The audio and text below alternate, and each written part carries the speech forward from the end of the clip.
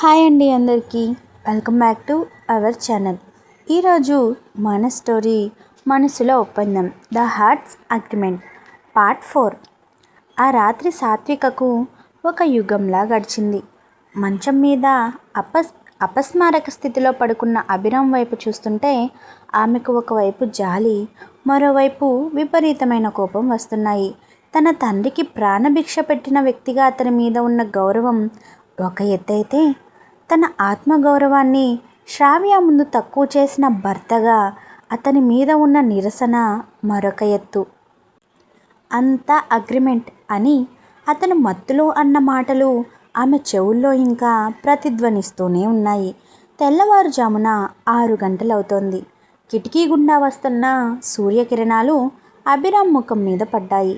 నెమ్మదిగా కళ్ళు తెరిచిన అభిరామ్కు తల పగిలిపోతున్నంత నొప్పిగా ఉంది. రాత్రి ఏం జరిగిందో గుర్తు తెచ్చుకోవడానికి ప్రయత్నించాడు. శ్రావ్య పిలవగానే వెళ్ళడం, పాత జ్ఞాపకాలు తలుచుకుని బాధపడడం, ఆ తర్వాత ఆమె బలవంతం మీద తాగడం అంతా గుర్తొస్తోంది. అతను నెమ్మదిగా పక్కకు తిరిగి చూశాడు. సాత్విక సోఫాలో కూర్చుని ఉంది. ఆమె కళ్ళు వాచిపోయి ఉన్నాయి. ఆమె చూపుల్లో ఎప్పుడూ ఉండే ఆ కోమలత్వం లేదు. బదులుగా ఒక రకమైన శూన్యం కనిపిస్తోంది. సాత్విక అని పిలిచాడు అభిరామ్ బొంగురు గొంతుతో. సాత్విక స్పందించలేదు. ఆమె తన చేతిలో ఉన్న ఒక పుస్తకాన్ని చూస్తూ ఉండిపోయింది. రాత్రి ఏం జరిగిందో నాకు సరిగ్గా గుర్తులేదు. శ్రావ్య తను నన్ను డ్రాప్ చేసిందా అని అడిగాడు అభిరామ్ తల పట్టుకుంటూ. సాత్విక పుస్తకం పక్కన పెట్టి లేచి నిలబడింది. అవును అభిరామ్ గారు, మీ ప్రియురాలు మిమ్మల్ని సురక్షితంగా ఇక్కడ వదిలి వెళ్ళింది. వెళ్తూ వెళ్తూ ఈ పెళ్ళి కేవలం ఒక ఆస్తి కోసం జరిగిన నాటకమని నాకు గుర్తు చేసి మరీ వెళ్ళింది. ఆ విషయం మీరు మత్తులో కూడా ఒప్పుకున్నారు. గర్వంగా ఉందా ఇప్పుడు అంది ఆమె గొంతులో వణుకును దాచుకుంటూ. అభిరామ్ మంచం దిగి ఆమె దగ్గరకు వచ్చాడు. సాత్విక, నన్ను అర్థం చేసుకో. తను సడన్గా కనిపించేసరికి నేను బ్యాలెన్స్ తప్పాను. తను అన్న మాటల్ని నువ్వు సీరియస్గా తీసుకోవద్దు. నేను సీరియస్గా తీసుకునేది ఆమె మాటల్ని కాదు అభిరామ్ గారు, మీ ప్రవర్తనను.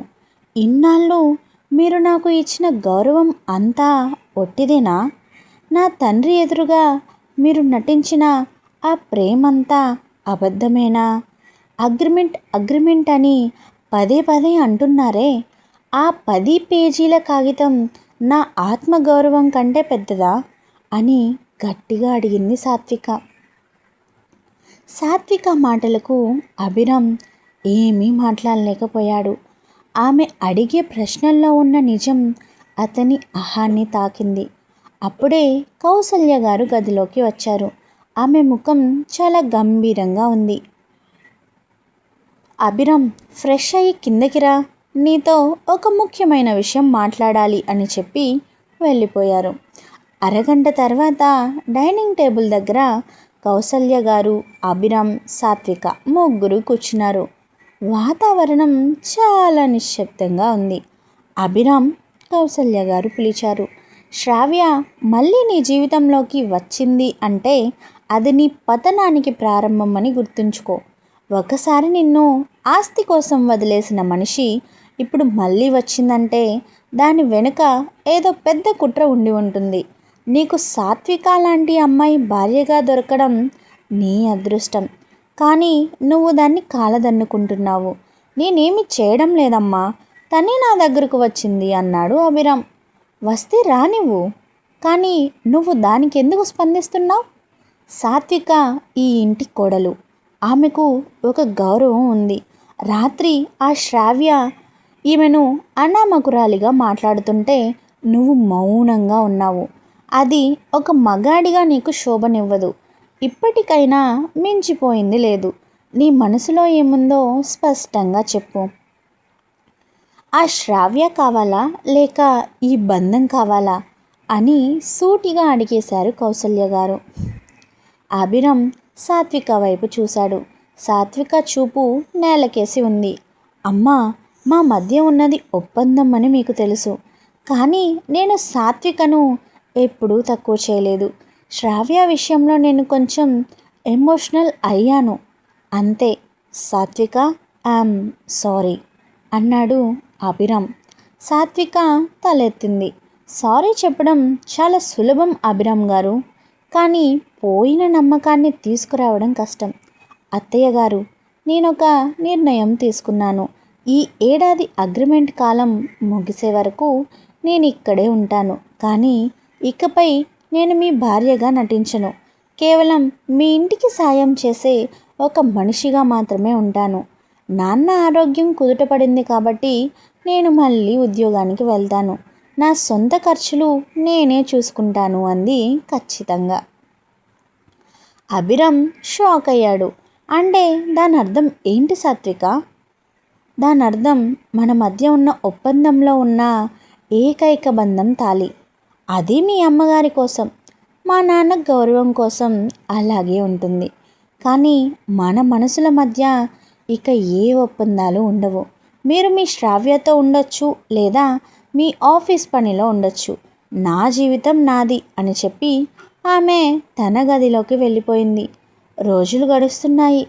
సాత్విక అన్నంత పని చేసింది.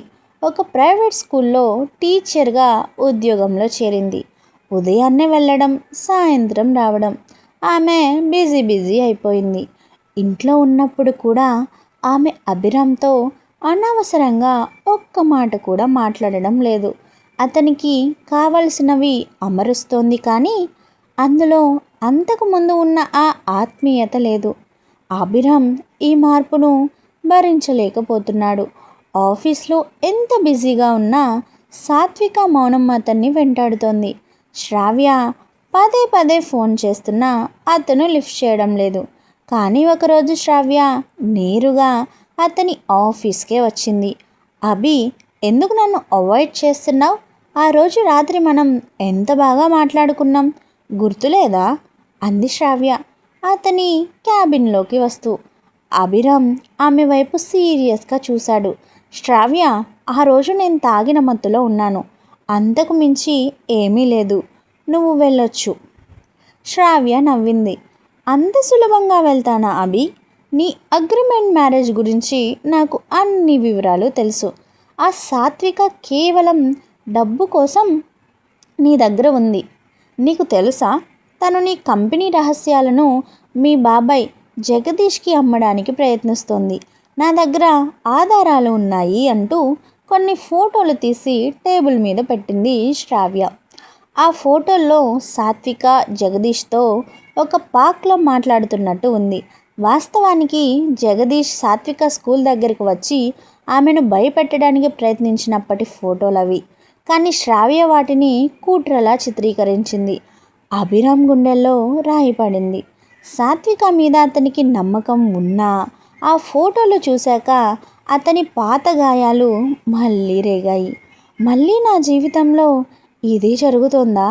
అందరూ డబ్బు కోసమే నటిస్తున్నారా అని అనుమానం మొదలైంది. ఆ రోజు సాయంత్రం అభిరామ్ ఇంటికి వచ్చేసరికి సాత్విక వంటగదిలో ఉంది. అతను నేరుగా లోపలికి వెళ్ళి ఆమె చెయ్యి పట్టుకుని బయటకు లాక్కొచ్చాడు. ఏం చేస్తున్నారు అభి గారు? వదలండి అని అరిచింది సాత్విక. అతను ఆ ఫోటోలను ఆమె ముఖం మీద విసిరాడు. ఇదేనా నీ ఆత్మగౌరవం? నా మీద జాలి అని నీతులు చెప్పావు కదా. జగదీష్ బాబాయ్తో నీకేం పని? నా కంపెనీని ముంచడానికి అతనితో డీల్ కుదుర్చుకుంటున్నావా అని గర్జించాడు అభిరామ్. సాత్విక ఆ ఫోటోలను చూసి నిశ్చేష్టురాలైంది. మీకు బుద్ధి ఉందా అభిరామ్ గారు? ఆయన నా స్కూల్ దగ్గరికి వచ్చి నన్ను బెదిరించారు. ఆ అగ్రిమెంట్ పేపర్స్ ఇమ్మని అడిగారు. నేను వద్దని చెప్పి వస్తున్నాను. దాన్ని ఎవరో ఇలా ఫోటోలు తీస్తే నన్ను అనుమానిస్తారా? నమ్మేలా లేదు సాత్విక. నువ్వు పేదదానివి కావచ్చు, కానీ ఇంత త్వరగా నీ రంగు మారుస్తావని అనుకోలేదు. శ్రావ్య చెప్పింది నిజమే. నువ్వు ఒక అవకాశవాదివి అన్నాడు అభిరామ్ కోపంతో ఊగిపోతూ. సాత్విక కళ్ళలో నీళ్లు తిరిగాయి, కానీ ఆమె వాటిని ఆపుకుంది. అభిరామ్ గారు, మీకు మనుషులను అంచనా వేయడం రాదు. శ్రావ్య లాంటి మోసగత్తెను నమ్మి నిజాన్ని చూడలేకపోతున్నారు. మీకు ఆస్తి తప్ప ఏది ముఖ్యం కాదు. సరే, నేను ద్రోహిణి అని మీరు అనుకుంటే ఇక నేను ఇక్కడ ఉండలేను. మన అగ్రిమెంట్ని ఇప్పుడే రద్దు చేస్తున్నాను. నా తండ్రి కోసం తీసుకున్న డబ్బును నేను నా ఉద్యోగంతో తిరిగి కడతాను. కానీ మీ అనుమానాల మధ్య నేను బతకలేను అని చెప్పి ఆమె తన గదిలోకి వెళ్ళి బ్యాగ్ సర్దుకోవడం మొదలుపెట్టింది. కౌసల్య గారు వచ్చి ఆపడానికి ఎంత ప్రయత్నించినా ఆమె వినలేదు. లేదత్తయ్య గారు, నమ్మకం లేని చోట బంధం ఉండకూడదు. ఆయనకు నా విలువ తెలిసే రోజు వస్తుంది, కానీ అప్పుడు నేను ఉండను. సాత్విక తన సామాను తీసుకుని ఇల్లు వదిలి బయటకు నడిచింది. అప్పుడు వర్షం విపరీతంగా కురుస్తోంది. అభిరామ్ సోఫాలో తల పట్టుకుని కూర్చున్నాడు. అతని మనసులో ఏదో ఒక మూల సాత్విక అబద్ధం చెప్పదు అని అనిపిస్తున్నా అతని పాత జ్ఞాపకాలు అతన్ని భయపెడుతున్నాయి.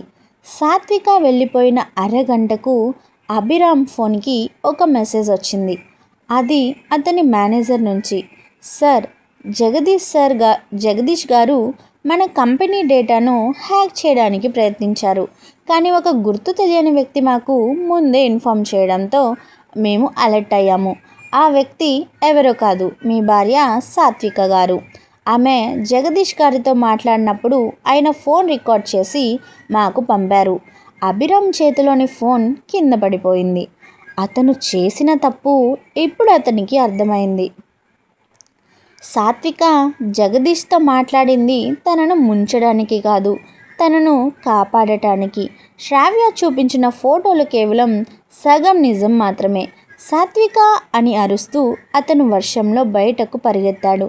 రోడ్డు మీద సాత్విక గొడుగు లేకుండా నడుచుకుంటూ వెళ్తోంది. వర్షపు నీరు ఆమె కన్నీళ్లను కప్పేస్తోంది. అభిరామ్ తన కారులో ఆమెను వెంబడించాడు. కార్ ఆమె పక్కన ఆపి దిగి వచ్చి ఆమె ముందు మోకాళ్ళ మీద కూర్చున్నాడు. సాత్విక, నన్ను క్షమించు. నేను మూర్ఖుడిని. శ్రావ్య మాటలు నమ్మి నీకు అన్యాయం చేశాను. నువ్వు నన్ను కాపాడటానికి ప్రయత్నించావని నాకిప్పుడే తెలిసింది. ప్లీజ్ వెనక్కిరా అని బ్రతిమాలాడు అభిరామ్. సాత్విక ఆగిపోయింది. ఆమె తడిసి ముద్దై ఉంది వర్షం కారణంగా. అభిరామ్ గారు, డబ్బు తిరిగి ఇవ్వచ్చు, కానీ విరిగిన మనసును అతికించలేము. మీకు నా మీద నమ్మకం లేదు, శ్రావ్య మీద వ్యామోహం తగ్గలేదు. ఇలాంటి స్థితిలో నేను వెనక్కి వచ్చి ఏం చేయాలి? వ్యామోహం లేదు సాత్విక, ఇవాళ నాకు అర్థమైంది. శ్రావ్య నా గతం, కానీ నువ్వు నా వర్తమానం. నువ్వు లేకుండా ఈ ఇల్లు, ఈ ఆస్తి నాకు శూన్యం. ఒక్క అవకాశం ఇవ్వు. ఈ అగ్రిమెంట్ని చింపేసి నిజమైన భార్యగా నిన్ను స్వీకరిస్తాను అని అతను ఆమె చేయి పట్టుకుని బ్రతిమలాడాడు. సాత్విక అతని కళ్ళలోకి చూసింది. అందులో నిజమైన పశ్చాత్తాపం కనిపిస్తుంది. కానీ ఆమె మనసు ఇంకా గాయపడి ఉంది. అప్పుడే అక్కడికి ఒక కారు వేగంగా దూసుకొని వచ్చింది. అందులోంచి జగదీష్ దిగాడు. అతని చేతిలో గన్నుంది. అభిరామ్, నా ప్లాన్ని నీ భార్య పాడు చేసింది. నిన్ను చంపేస్తే ఈ ఆస్తి మొత్తం నాదే అవుతుంది అని అరుస్తూ ట్రిగ్గర్ నొక్కాడు. బుల్లెట్ దూసుకువస్తోంది. సాత్విక ఒక్కసారిగా అభిరామ్ను పక్కకు నెట్టింది. ఆ తర్వాత ఏం జరిగింది? సాత్వికకు ఏమైంది? అభిరామ్ తన ప్రేమను ఎలా నిరూపించుకుంటాడు? Stay tune for next episode. Bye bye sweeties. నేను మీ Anusha Krishna signing off. Thank you for watching. Keep smiling, keep listening.